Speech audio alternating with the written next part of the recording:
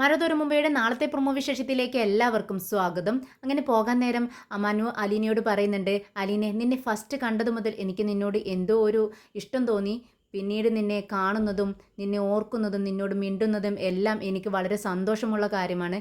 അതിന് എന്ത് പേര് വിളിക്കുമെന്ന് എനിക്കറിയില്ല എന്ന് മനു പറയാണ്. ഇത് കേട്ട് അലീനയ്ക്ക് നല്ല സന്തോഷമാവുന്നുണ്ട്. അലീന ഇങ്ങനെ പുഞ്ചിരിയോട് കൂടി നിൽക്കുവാണ്. ശരി എന്നാൽ ഞാൻ പോയിട്ട് വരട്ടെ എന്ന് പറഞ്ഞുകൊണ്ട് മനു അവിടെ നിന്ന് ഇറങ്ങുന്നുണ്ട്. എന്നാൽ നമ്മുടെ രോഹിത് പുറത്ത് പോയി ഒളിച്ചിരിക്കുക കേട്ടോ. വീട്ടിൽ നിന്നും ഇറങ്ങി കുറച്ച് ദൂരം അങ്ങ് പോയിട്ട് അവനൊരു പൊന്തക്കാട്ടിൽ ഒളിച്ചിരിക്കുകയാണ്. എന്നിട്ട് മനു പോകുന്നുണ്ടോ വീട്ടിൽ നിന്ന്, എപ്പോഴാണോ ഇറങ്ങുന്നത് എന്ന് നോക്കിക്കൊണ്ടിരിക്കുകയാണ്. മനു വീട്ടിൽ നിന്നും ഇറങ്ങിയതും പെട്ടെന്ന് തന്നെ രോഹിത് നമ്മുടെ ഹരിക്ക് വിളിക്കുകയാണ്. എടാ ഹരി, നിന്റെ ഏട്ടനുണ്ടല്ലോ, അവൻ ഇവിടെ വന്ന് ഇരിക്കുകയായിരുന്നു ഇത്രയും നേരം. എത്ര നേരം കഴിഞ്ഞാണ് പോയതെന്നറിയാവോ? നീ പെട്ടെന്ന് ഇങ്ങോട്ടേക്ക് വാ, നമുക്ക് പ്ലാനെല്ലാം നടത്തണ്ടേ എന്ന് പറയാണ്. ഇപ്പോൾ അലീനയും മുത്തശ്ശിയും മാത്രമേ വീട്ടിലുള്ളൂ എന്നും പറയുന്നുണ്ട് രോഹിത്. ആ ശരി, ഞാൻ പെട്ടെന്ന് തന്നെ വരാടാ, നീ വീട്ടിലേക്ക് ചെല്ല്, അപ്പോഴേക്കും ഞാൻ പിറകെ വന്നോളാം എന്ന് പറയുന്നുണ്ട് ഹരി.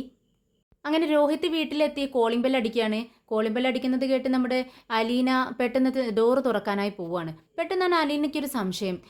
ഇപ്പോൾ എല്ലാവരും പുറത്തേക്ക് അങ്ങ് പോയതല്ലേ ഉള്ളൂ, പെട്ടെന്ന് ഇത് ആരായിരിക്കും എന്ന് ചിന്തിച്ചുകൊണ്ട് കർട്ടൻ മാറ്റിക്കൊണ്ട് ജനലിലൂടെ പുറത്തേക്ക് നോക്കുകയാണ്.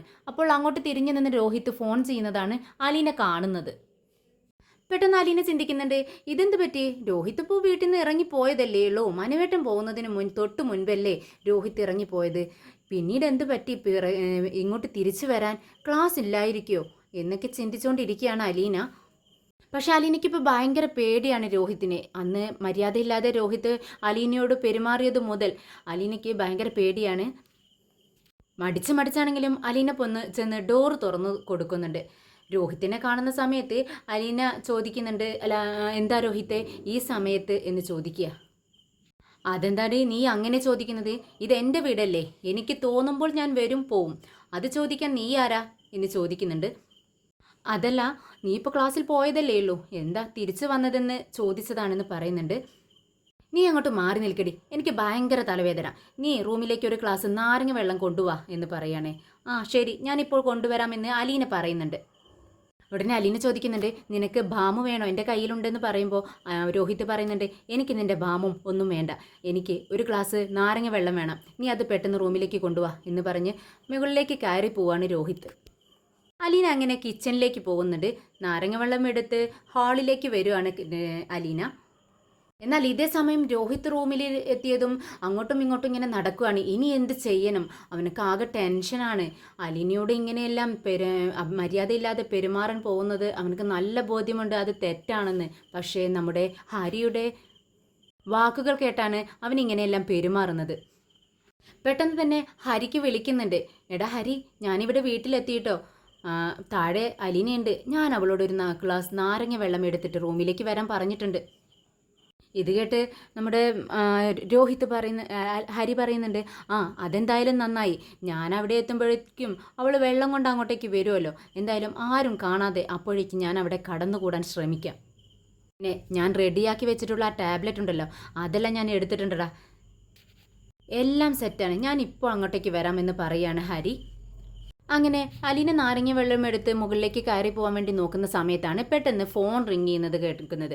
അലീന ചെന്ന് ഫോൺ എടുത്ത് നോക്കുന്നുണ്ട്. അത് നമ്മുടെ രേവതിക്കുട്ടിയാണ്. എന്ത് പറ്റി രേവതിക്കുട്ടി ഈ നേരത്ത് വിളിക്കുന്നതെന്ന് ചിന്തിച്ച് ഫോൺ എടുത്ത് നോക്കുന്ന സമയത്ത്, ആ ചേച്ചി എന്താ വിശേഷം, സുഖമാണോ എന്ന് ചോദിക്കുകയാണ്. ഓ സുഖമാണല്ലോ മോളെ എന്ന് അലീനയും പറയുന്നുണ്ട്.